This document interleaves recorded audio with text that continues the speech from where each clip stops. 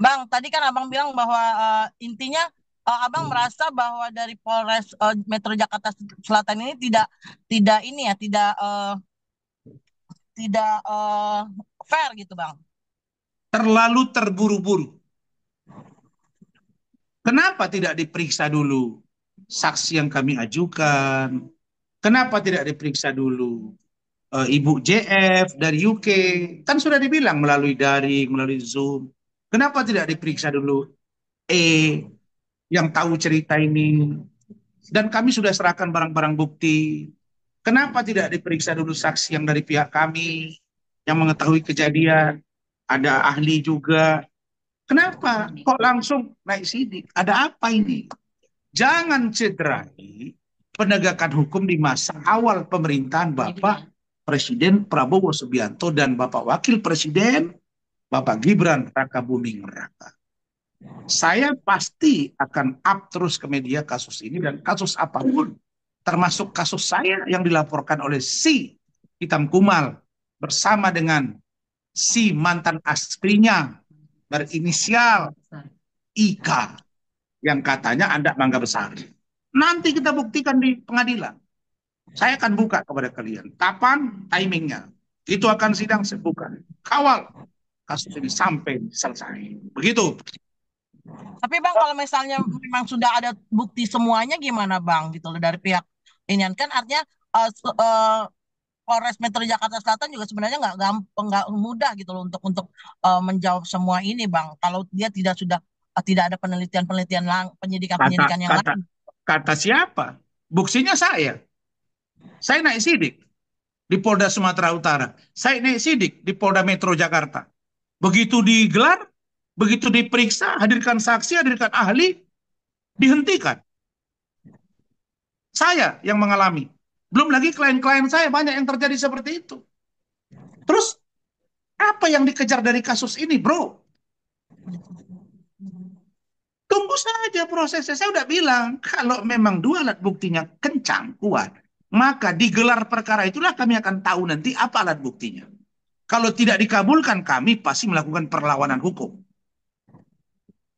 Saya tahu Pak Prabowo tidak main-main dalam urusan penegakan hukum dan equality before the law. Jangan langsung kalian juga bilang bahwa Polres hati-hati, kami juga hati-hati.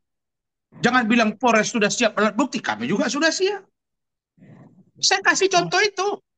Ini SP3 saya. Kenapa saya harus ini dua nih? Nih, dua-dua dari Baris Krim. Apa lebih jago Polres Metro ketimbang Baris Krim? Ini langsung loh yang tanda tangan Dirtipidum bintang 1. Untuk penghentian ini diparak oleh Kabar Eskrim bintang 3. Kasus Rasman. Ini dua-dua sudah naik sidik dan akhirnya dihentikan. Jadi nggak bisa juga kita serta merta menganggap bahwa mereka sudah punya alat bukti yang kuat, yakin, makanya kita uji di gelar perkara khusus.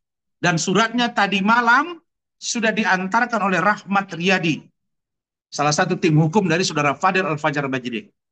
Dan ke Polda Metro juga sudah dikirimkan dan kita lihat perkembangannya seperti apa. Prinsipnya kami tidak masalah dan kami akan hadapi. Tapi kami sudah menemukan satu dugaan pemaksaan dalam terlalu buru-burunya naik sidik di kasus ini. Begitu. Kan klien kami tidak melarikan diri. Dia juga tidak kemana-mana. Saya ada di sini. Orang tuanya ada. Begitu. Bang, ini terkait nanti kan Senin dari NM kan akan diperiksa dan Fadel akan segera diperiksa juga. Mungkin udah ada info belum Bang terkait pemanggilan untuk Fadel yang kedua? Masalah diperiksa dan tidak diperiksa, itu kami tunggu. Kan NM kan sudah cuap-cuap. Udahlah, bilang kalian lah pulang umroh kalau bisa ya adem. Nggak usah serang-serang saya. Udah bilang Rasman, begini, udah tersangka.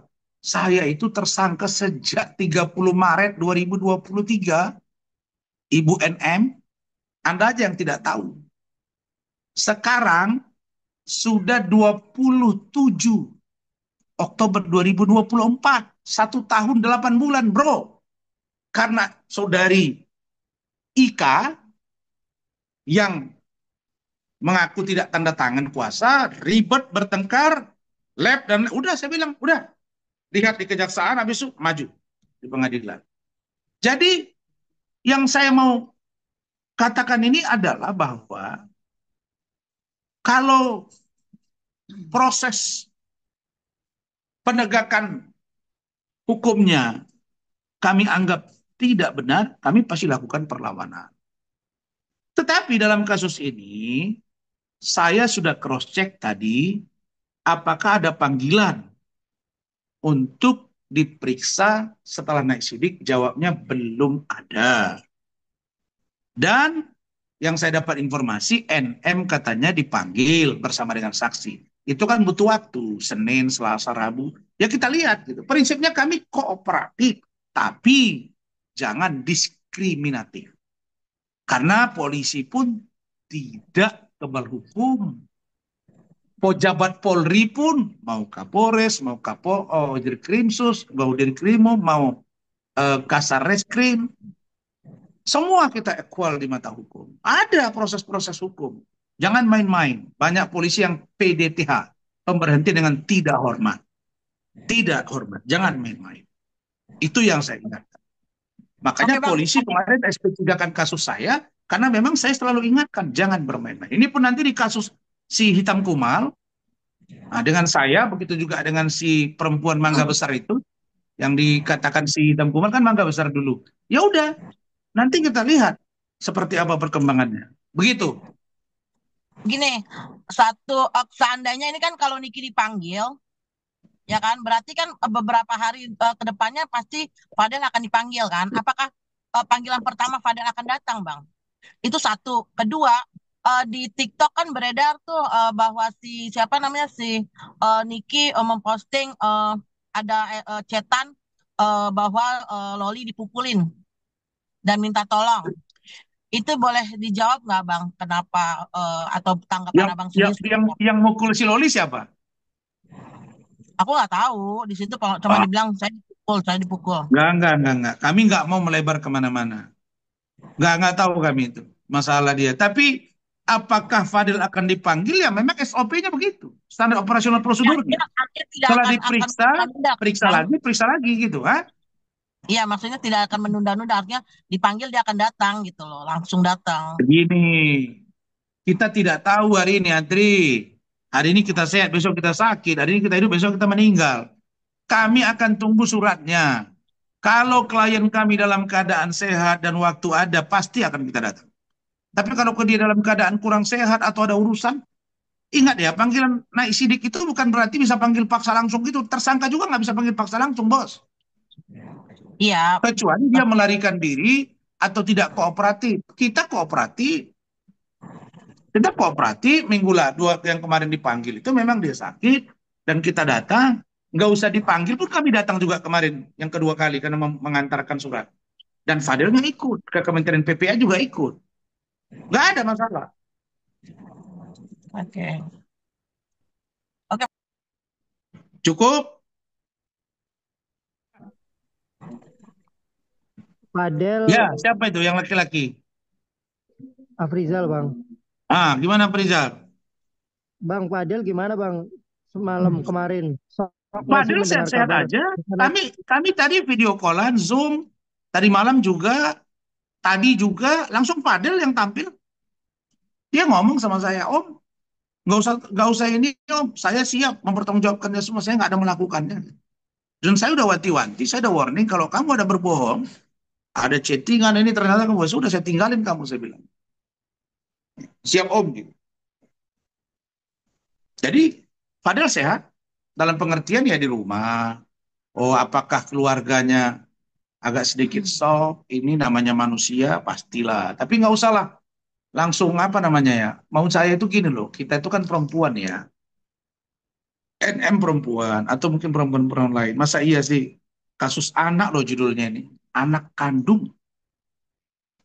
Aduh, di up ke media yang katanya sudah dilecehkan, yang sudah hamil terus aborsi, ada yang pengakuan dugaan masturbasi dan lain-lain dan lain-lain. Apalagi kami udah kasih foto, kasih chattingan, kasih data bahwa LM itu juga ada pacarnya di UK dan itu juga Fadil tahu.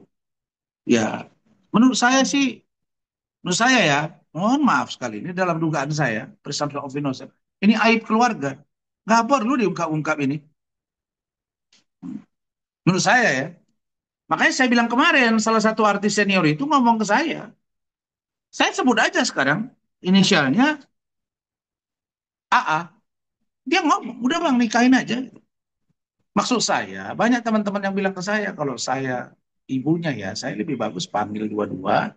Saya nasihati, saya ini kan kalau memang dianggap si laki-laki ini, misalnya lah, tukang semir lah, bau lah, miskin. Ya kan, kalau kita yang kaya, anak kita sayang sama dia, si laki-lakinya diwanti-wanti, kau jangan main-main. Ya kasih modal lah. Kira-kira begitu. Ini kalau saya. Ya kalau anak saya ya nggak pernah pula yang aneh-aneh anak saya gitu. Dan nggak pula saya bawa ke luar negeri sana, terus nanti berantem sama saya, terus saya kasih nggak kasih belanja, nggak lah. Semua anak saya alhamdulillah terukur. Selamat dari pesantren, selesai pesantren mulai SMP sampai SMA, baru saya lepas kuliah. Jaga dirimu. Kau udah tahu agama, kau tahu baca Quran, kau tahu Tuhan, kau udah bawa umroh, kau ngerti agama, sudah. Kau jaga diri, kau udah dewasa. Cacat kau di mata ayah, kau saya sikat secara marah saya sebagai ibu. Jadi nggak usah lah di ada satu kalimat dari salah satu pejabat Kementerian PPA. Itu ngomong dia ke kami, Pak, kami juga prihatin Pak. Kok ada ya seorang ibu komentari tentang dia yang harusnya itu jadi aib keluarga. Ada.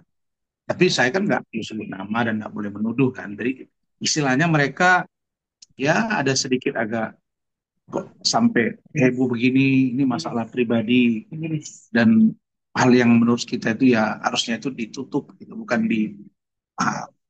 Dan laporan kami terhadap NM juga nanti akan kita lihat masalah dugaan penelantaran, masalah dugaan perundungan, masalah dugaan eh, apa namanya eksploitasi anak. Itu juga semua dalam apa namanya on proses lah. Jadi nggak ada masalah dengan itu.